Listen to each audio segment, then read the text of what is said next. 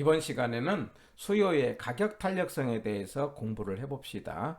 우리가 탄력성이라는 것은 수량의 변화라고 이야기했어요. 그래서 수량 변화가 많다 그러면 탄력적이라 하고, 수량 변화가 적다 그러면 비탄력이라 하고, 수량 변화가 없다 그러면 완전 비탄력이다 이렇게 하자고 그랬어요. 그런데 그 수량을 변화시키는 원인이 가격 변동으로 인해서 수량 변화가 생겼다 그러면 수요의 가격 탄력성 이렇게 이야기를 합니다.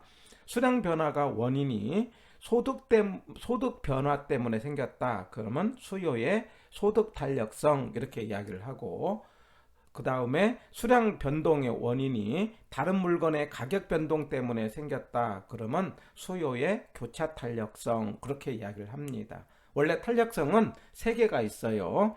가격 탄력성, 소득 탄력성, 교차 탄력성 이 세 개가 있는데 그 중에 핵심이 수요의 가격 탄력성이에요. 그래서 우리가 수요의 가격 탄력성을 잘 정리를 하시면은 나머지 말들은 쉽게 정리가 되는 겁니다. 그래서 수요의 가격 탄력성 그러면 공식을 꼭 외주세요. 공식이 반드시 위에가 무슨 퍼센트다, 수량 퍼센트다 그렇게 기억을 합니다. 위에는 무슨 퍼센트라고요? 수량 퍼센트. 그리고 밑에는 가격 퍼센트입니다. 항상. 다시요. 수요의 가격 탄력성 그러면 위에는 무슨 퍼센트? 수량 퍼센트. 밑에는 가격 퍼센트예요. 항상 탄력성은 수량의 변화 그러면 위에로 간다고 그랬죠? 위에가 수량 퍼센트입니다. 공식을 꼭 기억을 하시고, 이 공식에서 이 탄력성을 이 탄력성이 잃을 때를 우리는 단위 탄력적이다 이렇게 이야기를 하는 겁니다. 1이라는 이야기는 수요량의 변화, 위가 같다는 거니까 수요량의 변화와 가격 변화가 같다 이 말이죠. 그리고 이럴 때를 우리가 직각삼곡선이라고 합니다. 그림은 그냥 직각삼곡선이다 이렇게 받아들이고, 우리가 느낄 때 어떤 그림을 말하느냐, 이런 그림을 말해요. 이렇게 된 이 그림을 우리는 직각삼곡선이라고 하게 되는데, 이 직각삼곡선일 때는요 총 수입이 일정하게 됩니다. 그래서 탄력성이 잃을 때를 우리는 뭐라고 한다? 단위 탄력적이고, 그리고 그림은 직각삼곡선이고 총 수입이 일정이다 이렇게 받아들이고 대단히 중요한 말이에요. 그래서 특수한 경우를 잃을 때를 단위 탄력적이라고 한다면은, 우리가 0일 때는 그러면 뭐라고 할 거냐? 그 탄력성이 0일 때. 여기서 탄력성은 수요의 가격 탄력성을 말합니다. 0이라는 것은 완전 비탄력이다 그렇게 이야기를 해요. 완전 비탄력 이렇게 이야기하고, 그 0이라는 것은 아까 탄력성은 수량의 변화라고 했으니까 수량 변화가 0인 거죠. 0이라는 것은 수량 변화가 없다는 말이 되고, 없다는 말은 수량이 일정이다 이런 말도 되는 거죠. 그런 상황을 그림으로 나타나면은 수직이 되는 거죠.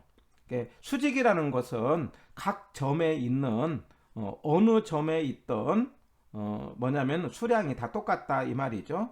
여기든 여기든 여기든 다 수량이 똑같다 이 말이죠. 그래서 수직일 때는 뭐라고 한다? 완전 비탄력이고 수량 변화가 없고 그림은 수직이다. 꼭 기억을 합니다. 만약에 탄력성이 무한대일 때는요, 우리가 완전 탄력이라고 합니다. 여기서 무한대라는 건 수량이 이제 무한하다 이 말이죠. 그게 수량이 생기지 않는다는 거죠. 그 수량이 생기지 않는다는 이야기는 옆으로 이렇게 수평을 말하는 겁니다. 옆으로 수평으로 있기 때문에, 이렇게 수평으로 있기 때문에 수량이 만날 수가 없는 거예요. 수량이 만날 수가 없다는 것은 가격이 일정하다 그런 뜻이에요. 가격 변화가 없다 그렇게 이야기합니다. 그래서 우리가 완전 탄력일 때는 수평이고 가격 변화가 없고, 완전 비탄력일 때는 수직이고 수량 변화가 없다. 대단히 중요한 말이에요. 변화가 없다는 말은 가격이 일정이다 이렇게 표현해도 되는 거죠. 그래서 수평일 때는 가격이 일정, 수직일 때는 수량이 일정 꼭 기억을 합니다. 그래가지고 탄력성이 1보다 클 때는 탄력이고, 이제 기준이 1이었으니까는요. 그래서 탄력이라는 것은 우회가 크다는 거니까 수량의 변화가 크게 나타나는 거죠. 예. 그리고 1보다 작을 때는 뭐라고 한다? 비탄력이고 그 이야기는 수량의 변화가 작죠. 그 이야기는 무슨 변화가 크다? 가격 변화가 크다. 이렇게 말할 수 있는 거죠. 비탄력일 때는 가격 변화가 크고 탄력일 때는 수량 변화가 큰 겁니다.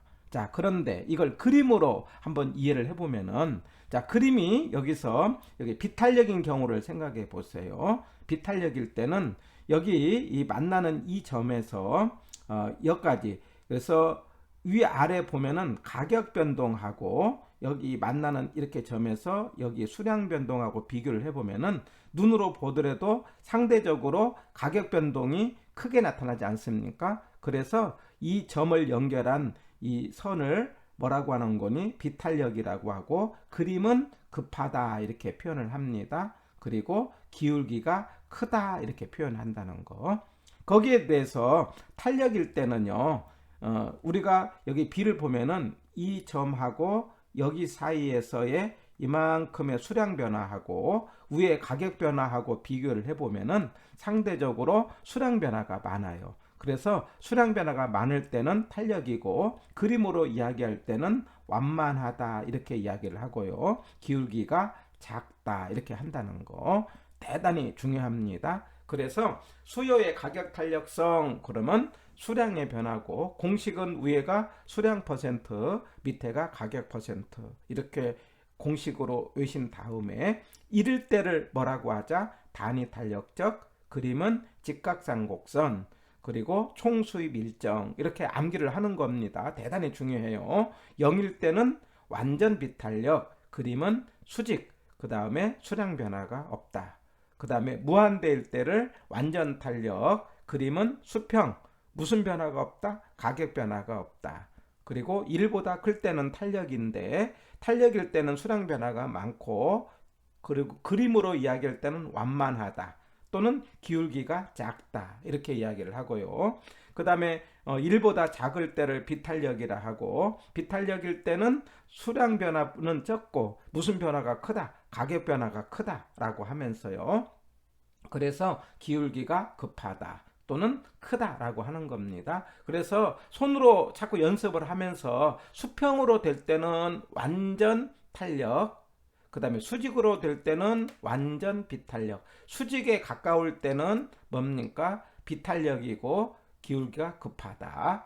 가격 변화가 많다. 위아래가 가격이니까는요. 네. 그 다음에 수평에 가까울 때는 누웠다라고 할 때는 탄력이고 수량 변화가 많다. 이렇게 기억을 해가지고 이 탄력성에 관련된 5가지 용어 자꾸 반복을 해서 그냥 본능적으로 나올 수 있도록 몸에서 연습을 해 주시기를 바랍니다. 수요의 가격 탄력성 중요하다는 걸 다시 한번 강조를 해봅니다.